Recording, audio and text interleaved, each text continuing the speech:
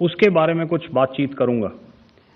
इस विषय में मैंने कल भी कुछ टिप्पणी करी थी, लेकिन आज मैं इस युद्ध के अहम एस्पेक्ट के बारे में आपको थोड़ा और पर्सपेक्टिव देना चाहता हूं। हमें एयर डिफेंस ऑपरेशन सिंदूर के एयर डिफेंस की कार्रवाई को एक कॉन्टेक्स्ट में समझने की आवश्यकता है। मैंने आपको कल बताया था कि पिछले कुछ सालों में आतंक की गतिविधियों का कैरेक्टर जो है उसमें कुछ बदलाव आ रहा था। अब हमारी मिलिट्री के साथ साथ मासूम सिविलियंस जो कि अपना बचाव करने में विफल थे, उन पर भी हमले हो रहे थे। 2024 में जम्मू सेक्टर में शिवखोरी मंदिर को जाते हुए यात्री और इस साल अप्रैल में पहलगाम में मासूम पर्यटक इस खतरनाक ट्रेंड के विशेष उदाहरण हैं।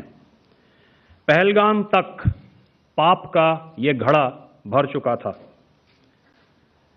उसके बाद जो हुआ उसके बारे में हम कल विस्तार में बातचीत कर चुके हैं।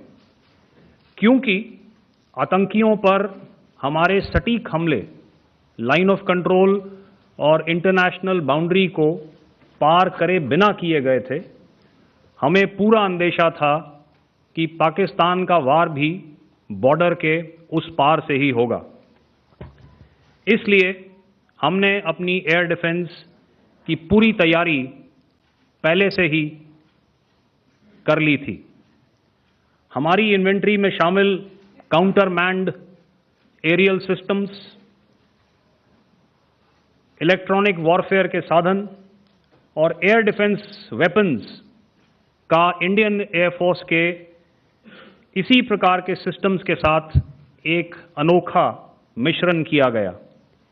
इसलिए आपने देखा कि जब जब पाकिस्तान एयरफोर्स ने हमारे एयरफील्ड्स और लॉजिस्टिक इंस्टॉलेशंस में 9 और 10 मई की रात को लगातार हमले किए, वो इस मजबूत एयर डिफेंस ग्रिड के सामने विफल हो गए।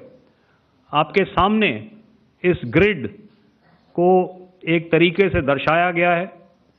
आप देख रहे हैं कि इंटरनेशनल बाउंड्री से कितनी layers, radars, counter unmanned aerial systems, उसके पीछे शोल्डर फायर्ड वेपन्स, हमारे विंटेज एयर डिफेंस वेपन्स जो कि काफ़ी सालों से हमारी सेना में हैं। एयर मार्शल भारती ने भी उसके बारे में बात करी। और लास्ट में हमारे modern air defence weapon systems. तो कोई मौका नहीं था कि पाकिस्तान एयरफोर्स ये मल्टी टियर डिफेंस को पार करके पीछे हमारी एयरफील्ड्स या लॉजिस्टिक इंस्टॉलेशंस को टारगेट कर पाए। ये जो डायग्राम आप अपने सामने देख रहे हैं, ये मुझे एक इंसिडेंट की याद दिला रहा है। और मैं आपको इस उदाहरण के ज़रिए से एक ये एस्पेक्ट हाईलाइट करना चाहता हूँ। जब मैं स्कूल में था तो तकरीबन मेरे ख्याल से ये 70 का दशक था और उस समय इंग्लैंड और ऑस्ट्रेलिया के बीच में, आज शायद क्रिकेट की बात भी करनी चाहिए क्योंकि मैं देख रहा था कि विराट कोहली ने टेस्ट क्रिकेट से रिटायरमेंट ले ली। कई भारतीयों की तरह वो मेरे भी फेवरेट क्रिकेटर हैं।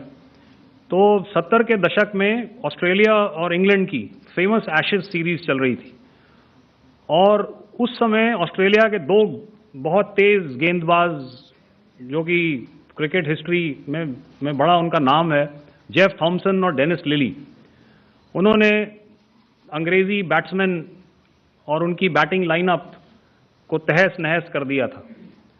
और ऑस्ट्रेलियंस ने उस समय एक कहावत निकाली थी, that from ashes to ashes and from dust to dust, if Thommo don't get here then Lillee surely must. और अगर आप इस लेयर को देखें तो आप समझ जाएंगे कि मैं आपको क्या बताने की कोशिश कर रहा हूं।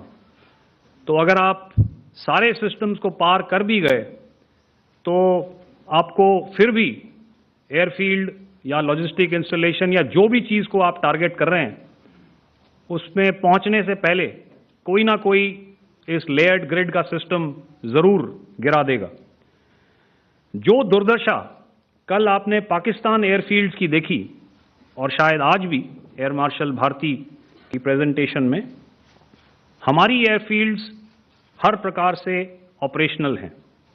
यही नहीं, पाकिस्तान के ड्रोन्स और वेपनाइज्ड यूएवीज से की गई हमलावर कोशिशें भी इस ग्रिड के कारण नाकाम हुई और जो बचे कुचे ड्रोन्स थे उन्हें हमारे शोल्डर फायर्ड हथियारों से मार गिराया गया। मैं यहां पर अपनी बॉर्डर सिक्योरिटी फोर्स की भी सराहना करना चाहता हूं। उनके डायरेक्टर जनरल साहब से लेकर बॉर्डर पर तैनात बीओपी पर पहरा देने वाले आखिरी जवान भी हमारे इस अभियान में बढ़ चढ़कर शामिल हुए और बहुत बहादुरी से उन्होंने हमारा साथ दिया। उनके काउंटर अनार्म्ड सिस्टम्स भी हमारे इस मल्टी टियर्ड एयर डिफेंस ग्रिड का हिस्सा थे, जिसके कारण पाकिस्तान की नापाक हरकतों का विनाश किया गया। आपने सुना ही होगा, जब हौसले बुलंद हों तो मंजिलें भी कदम चूमती हैं। In the end, I would like to highlight again that in every single domain that Operation Sindhur has been prosecuted, there has been absolute synergy between the three services.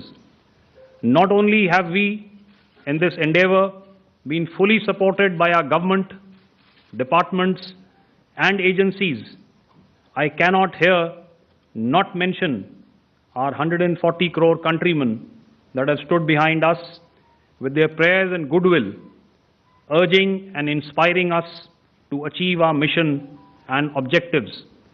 For that, we salute you. You are indeed the best. Jai Hind.